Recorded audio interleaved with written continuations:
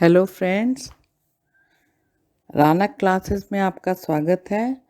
आज मैं दामोदर कोराय काव्य खंड से दूसरा अध्याय लेके आई हूँ, जिसका नाम है सारंची कमल।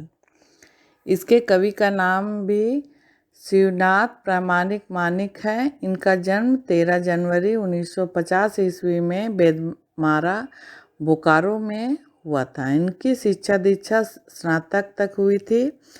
इनको 2018 में झारखंड हिंदी साहित्य संस्कृत मंच रांची द्वारा इन्हें सम्मानित किया गया था। तो आज हम लोग सारंची कमल पढ़ेंगे। इस अध्याय में मुख्य रूप से सारंची और कमल केतु की एक घटना के संयोग से मिलने और उनके बीच प्रेम अंकुरित होने की कथा कही गई है। तो पहले हम लोग इसका सार देखेंगे, कवि इसमें क्या कहना चाहते हैं। पहले मैं इसे खोटा में पढ़ूंगी, उसके बाद हिंदी रूपांतर करूंगी। तो इसमें कवि कहते हैं, महुआक बोन महुआरे नारी रूपे एगो कोड़ी फुटली, गरीब घटवारा घरे सारंचिक जन्म भेल। महुआ बोन अर्थात महुआ पेड़ का जो वन है, जंगल है, उसमें एक नारी का जन्म हुआ। अर्थात यहाँ कहा गया एक कोढ़ी फुटली। कोढ़ी का अर्थ है फूल की कली जो होती है। तो कहा गया एक कली फूटा, वह भी गरीब घटवारा के घर से सारंची नामक लड़की का जन्म हुआ, जिसे एक सुंदर कली का रूप दिया गया है। कवि कह रहे हैं, रूप गुने चनफन सारंचिक शिशुकाल, घुराय माटी भूषुण मुन भई बीतल। कवि का इसमें कहना चाहते हैं, ये सुंदर कन्या का जो जन्म हुआ है, इनका रूप गुण, इनका शिशु काल जो है धूल में बीता, माने धूल में यह खेलती रही। 16 बछरे सारंचिक जौवन महमहाय लगल। जब यह कन्या यह लड़की जब 16 साल की हुई तो इनका यौवन महमहाने लगा, माने यह बहुत ही खूबसूरत हो गई यौवन काल में। नौतन फूलेक जेरम दलेल दल भौरा मंडराय सही तरी सारंचिक रूपे बासे बोन बाका रसिक घसियाए लागला। कवि का कहना है, जिस प्रकार से सुंदर फूल के ऊपर भौरा मंडाने लगता है, उसी प्रकार से यह कन्या सारंची जो है, उसके रूप इतने सुंदर थे कि जब यह यौवन काल में हुई तो रसिक अर्थात जो यौवन जो लड़के थे, वे उसके ऊपर वे अपनी नज़र में सारंची को रखने लगे, अर्थात तो उसके आगे पीछे मंडराने लगे। अघन मास बीतल पूसेक दिन आयल। अघन का मास बीत चुका था, पूस महीना का दिन आ गया था। सोहराय दिन सारंचिक द्वारी अरना काड़ा खुटायल। सोहराय जो होता है, इन लोगों का पर्व होता है। एक सोहराय के दिन सारंची के घर में एक अरना काड़ा खुटायल, एक अरना काढ़ा जो उसका है, जो बैल है, उसे खुटायल माने उसे बांधा जाता है। महुआ के रसे दूब के गाँव के लोग हेले डूडू खेले लागल। यह कहा गया है कि गांव के लोग इस पर्व में हेले डूडू का खेल खेलते हैं, इसलिए ये लोग काढ़ा को खुटाते हैं, माने काढ़ा को बांधते हैं। ढाक आर मांद्रेक झोकारी अरना खूंटा ओखराए गाजर बोने देंगे देल। कहा गया ढाक और माने बाजे गाजे के साथ, पूरे ढोल बाजे के साथ अरना उस काढ़ा का नाम है, उसे खूटा जाता है। सब लोग देखते रहला और सांची हाथे डांग और कान धनुक लड़के अरमान पेछुक पेछिक जिया कोजाय और कुंजल बोने रमाए गेली। तो ये अरना काढ़ा उसे जब खूंटा जाता है, तो ये जो मादर बजता है, मादर और ढोल बजता है, उसे वह भड़क जाता है और खूंटे को उखाड़ के फेंक देता है और वह बहुत दूर भागने लगता है। सब लोग उसे देखते रहते हैं, लेकिन सारंची जो रहती है अपने हाथ में कांट धनुष और तीर लेके वह उस काढ़ा के पीछे पीछे दौड़ती है और अरकुंजल बोने समाय गेल। और वह काढ़ा जो रहता है अरकुंजल नामक जया कुजाक अरकुंजल अर्थात बहुत ही घने जंगल में, अरकुंजल होता है घने जंगल में, वह काढ़ा चला जाता है और उसके पीछे पीछे सारंची भी जाती है।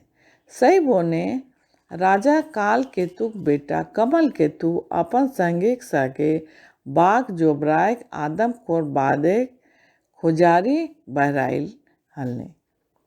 उसी वन में काल केतु का बेटा जो रहता है कमल केतु एक आदमखोर, उसके राज्य में एक आदमखोर बाघ आ जाता है जिसकी खोज में कमल केतु अपने सैनिक के साथ संगे लिखा हुआ है। सैनिकों के साथ उसकी खोज में वह उसी वन में जाता है।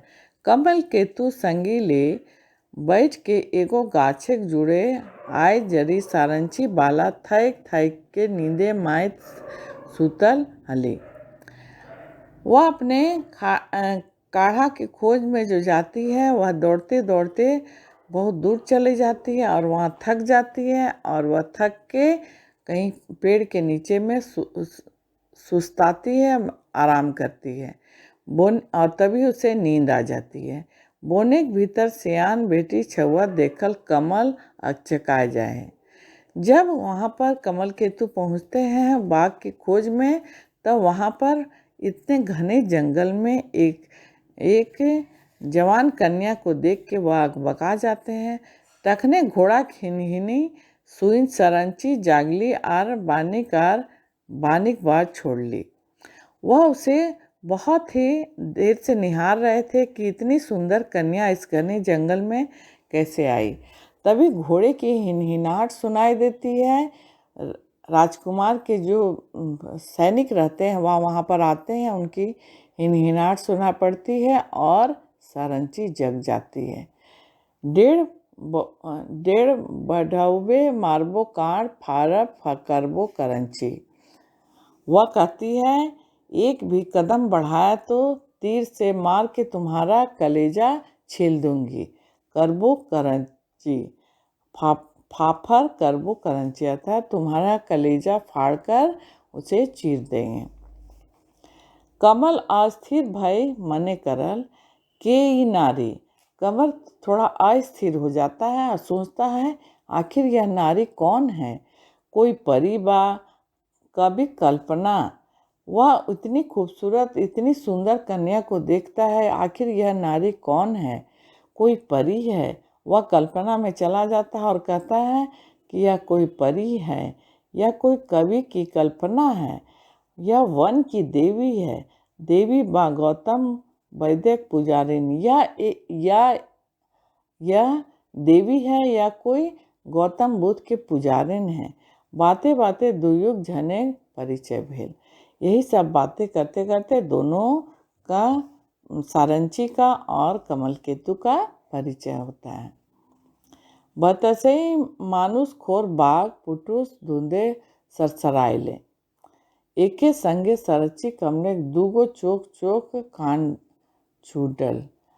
तभी थोड़ी सी झुंड में वहाँ से बाघ आता है और उसकी नज़र सारंची की नज़र उस पर पड़ जाती है। बाघ अड़गाए के कमल के घाव मारा। तभी बाघ जो रहता है वह कमल पर हमला करता है। मेतुक सरंची बलमेत आदाते बाल पराय तेल देल। तभी सरंची रहती है वह अपने बलम को मने वह जो भाला रहता है वह उस बाघ पर फेंकती है।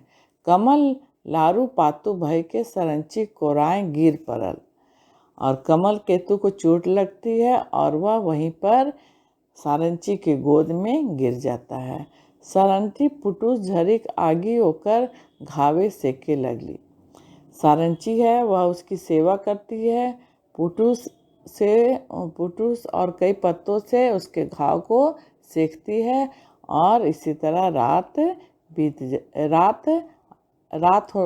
रात हो जाती है, अर्थात अंधेरा हो जाता है।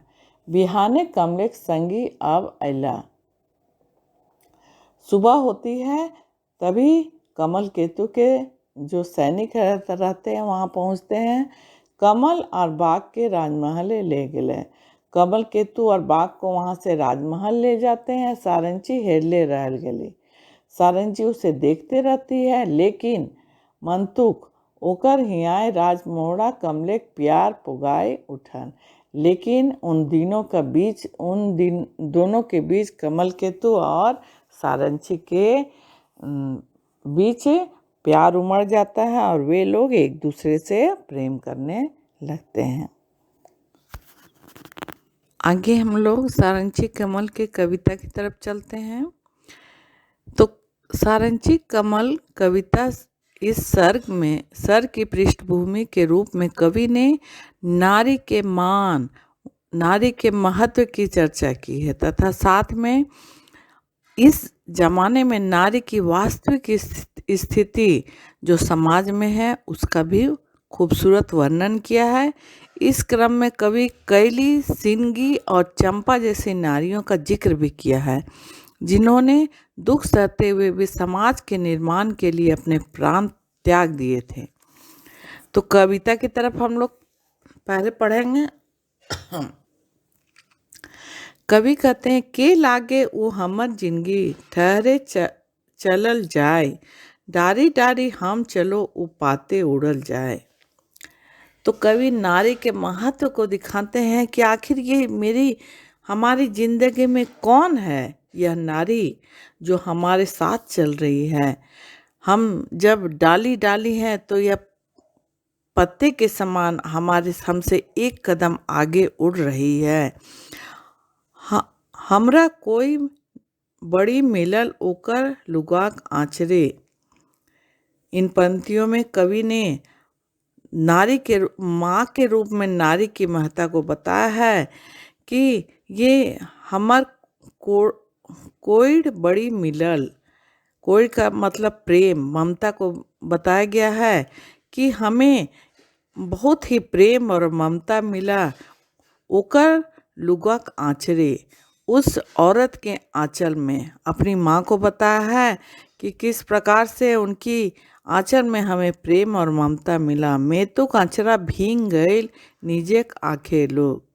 लेकिन इस समाज ने इस माँ का आदर नहीं किया। उसका आंचल भींग गया उनके दुख भरे, उनके अपने निजेक अर्थात उनके अपने दुख भरे आँखों के लोर से, आंसू से। ताड़िक कूबे गुड़िया रसी मन हमर गनगमिया, चुका आर दोने हेरो रूप ओकर चनफनिया।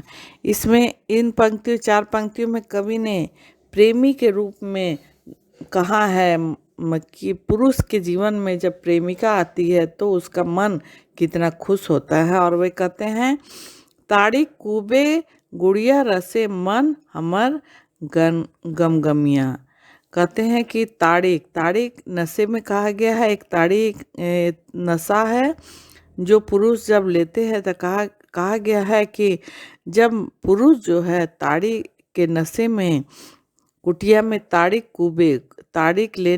पीने के लिए उसकी कुटिया में जाता है। कुटिया एक ताड़ी जहाँ बिकता है वहाँ एक पूस की कुटिया होती है। तो उस कुटिया में जाता है तो उसका मन जो रहता है प्रेमी की याद में वह बहुत ही खुश रहता है और वह ताड़ी का नशा करता है। और उस ताड़ी पीने के समय में वह चुका आर दोने हेरो रूप ओकर चनफनिया, वह चुका और दोने में जो उसे चखना मिलता है उसको वो देखता है और मन ही मन उसके मन में अपनी प्रेमिका के रूप में देखता है और उसका रूप जो होता है प्रेमिका का रूप को याद करता है और उसका चेहरा उसे चकमकाता है, सुंदर सा दिखता है। फूंक ऐलो हमें बासी दुगरिक उपरे, हनिक मोड़े देखी दिला गाजे ओढ़े ओढ़े। यहाँ पर पुरुष जो है वह अपने आप को याद करता है कि वह बंसी बजा रहा है, और वह कहता है कि उसमें टुगरिक एक छोटी पहाड़ी है। वह अपने आप को कल्पना कर रहा है उस नशे में कि वह टुगरिक छोटी पहाड़ी में चढ़ के वह बंसी बजा रहा है और अपनी प्रेमिका को याद कर रहा है।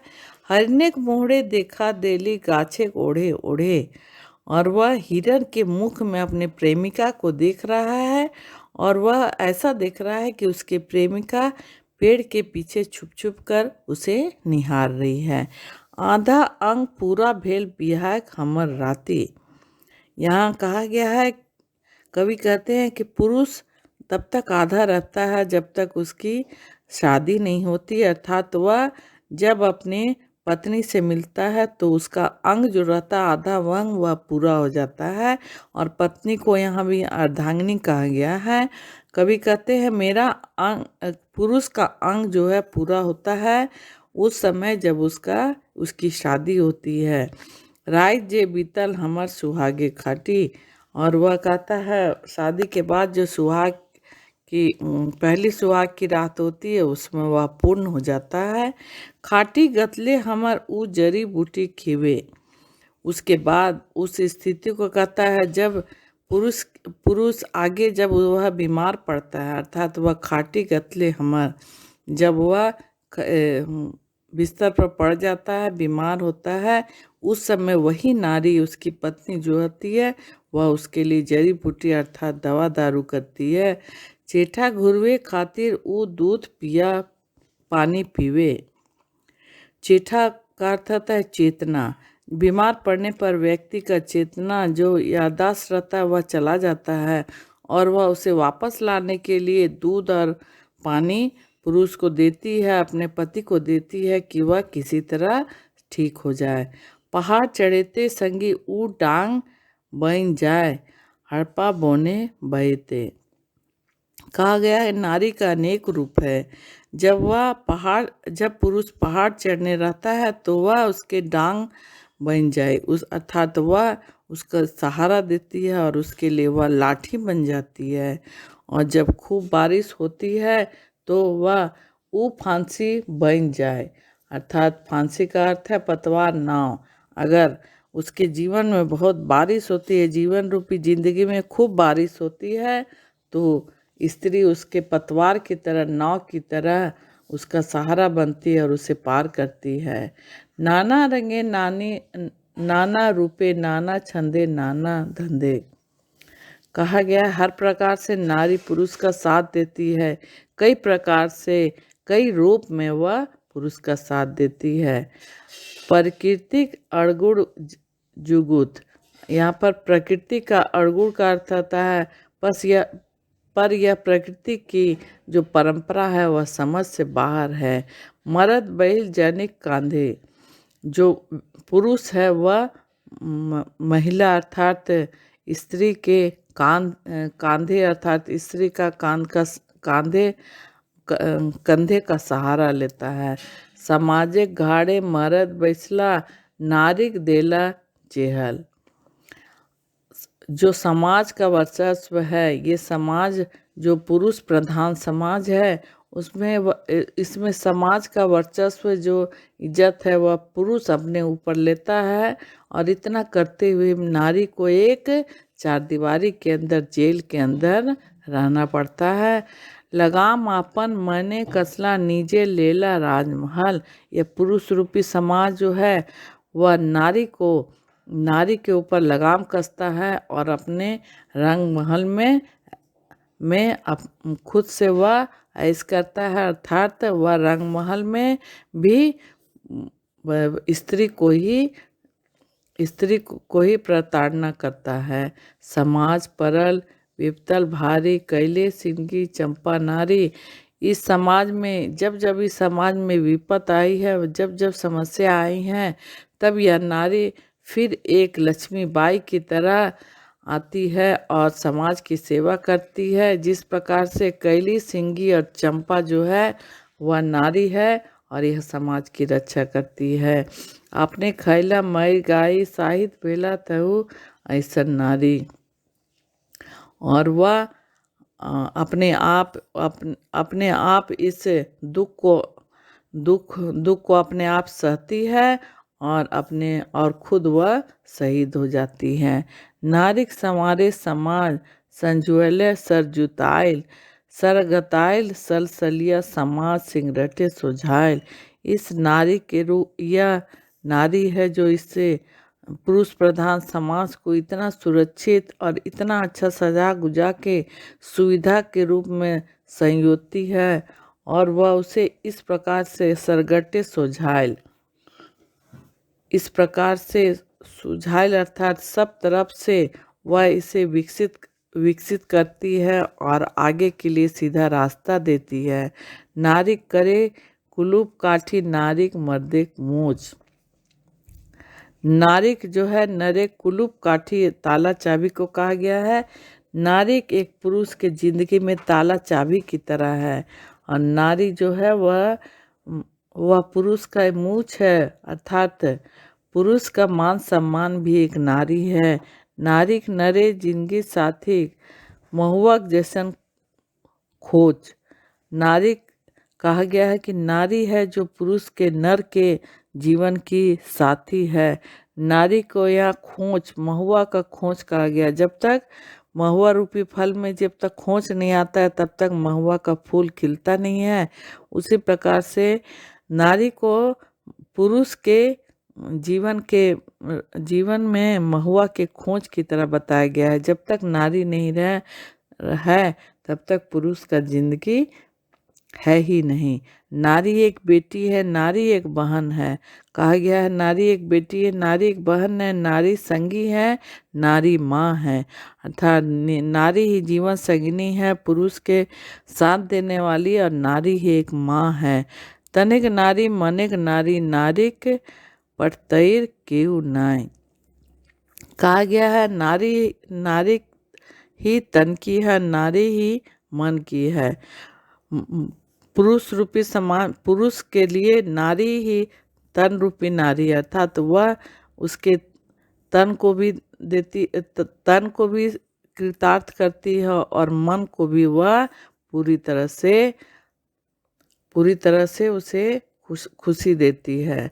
और इसी प्रकार नारी का कोई उदाहरण नहीं दिया जा सकता है।